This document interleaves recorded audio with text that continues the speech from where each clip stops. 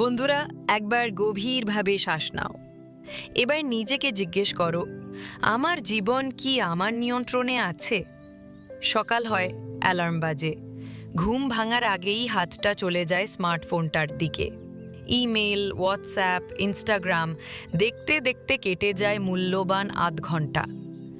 অফিসে গিয়ে বসি, ভাবি আজ বড় কাজটা শেষ করবই, কিন্তু কিছুক্ষণ পর একটা মিটিং, তারপর একটা ইমেলের নোটিফিকেশন, সহকর্মীর একটি চটজলদি প্রশ্ন, আর এই টুকরো টুকরো মনোযোগের ভাগাভাগিতে দিন শেষে আমাদের হাতে থাকে শুধু ক্লান্তি আর শূন্যতা।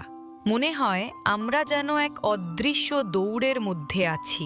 সারাদিন কাজ করেও মনে হয় আমি কিছুই করতে পারলাম না। এই অনুভূতির নামই হলো শ্যালো ওয়ার্কের অভিশাপ।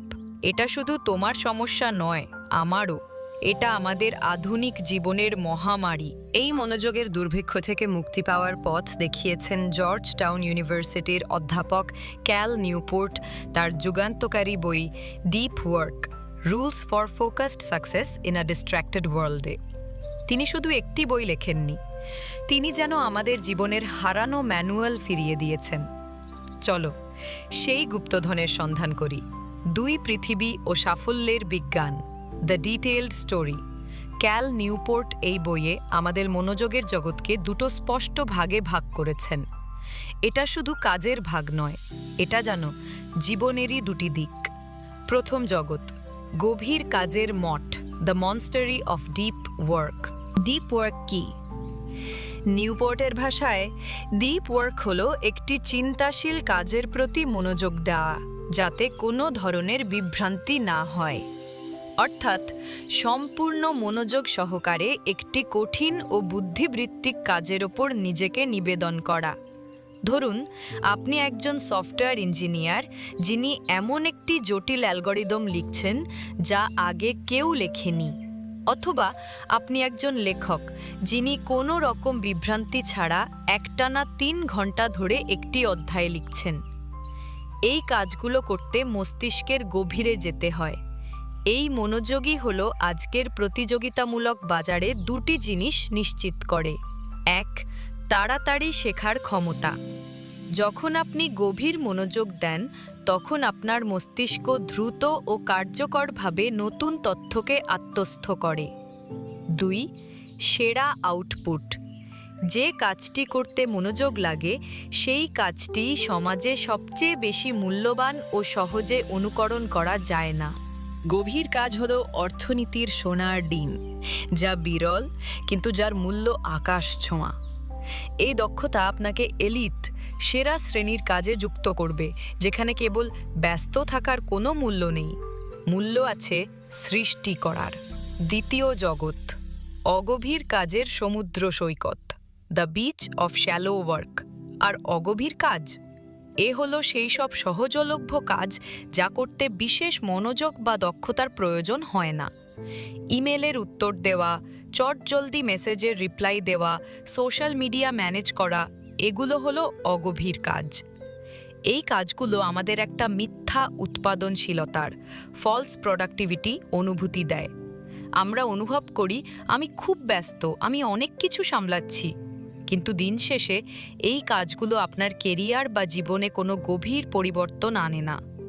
বইটা সতর্ক করে, আমরা যত বেশি অগভীর কাজে সময় দেব, ডিপ ওয়ার্ক করার ক্ষমতা ততটাই কমতে থাকবে।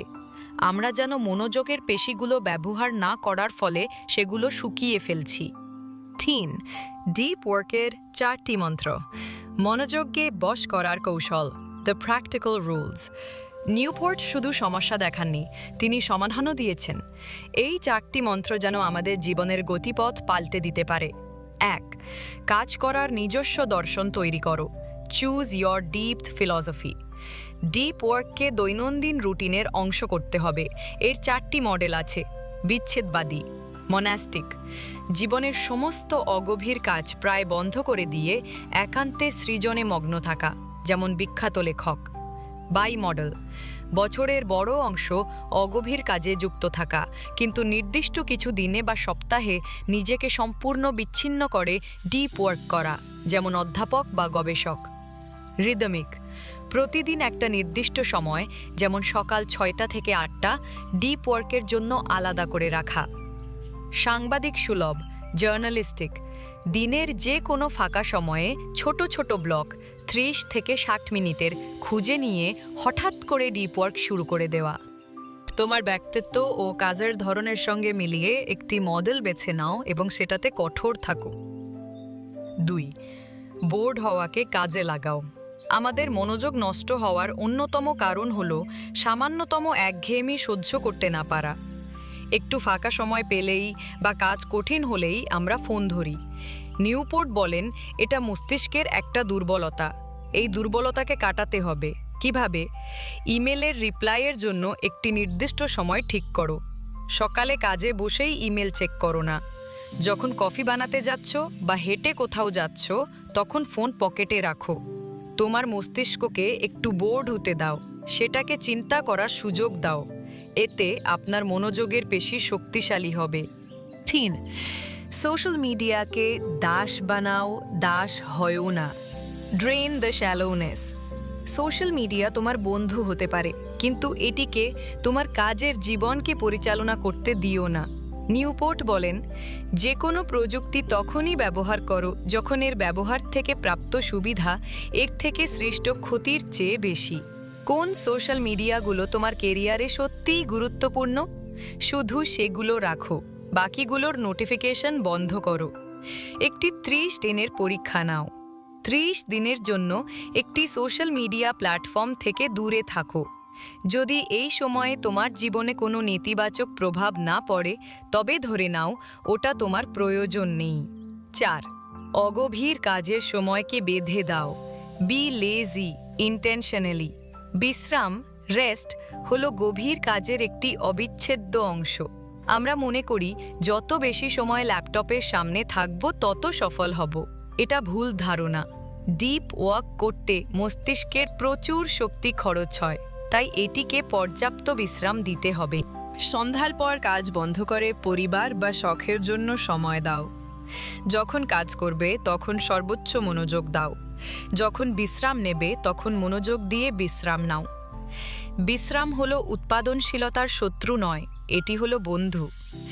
একটি রুটিন তৈরি করো যেখানে তোমার কাজ শেষ হওয়ার একটা নির্দিষ্ট সময় থাকবে। বন্ধুরা, ডিপ ওয়ার্ক বইটি শেষ করার পর আমার মনে হয়েছিল আমি যেন আমার জীবনের স্টিয়ারিং হুইলটা আবার নিজের হাতে ফিরে পেলাম। এই বইটা তোমাকে শুধু কাজের পদ্ধতি শেখায় না, এটা শেখায় কিভাবে একটি অর্থপূর্ণ জীবন যাপন করতে হয়, যেখানে তোমার সময়ের ওপর তোমার নিয়ন্ত্রণ থাকে, যেখানে তুমি শুধু ব্যস্ত থাকো না, তুমি সৃষ্টিশীল হও।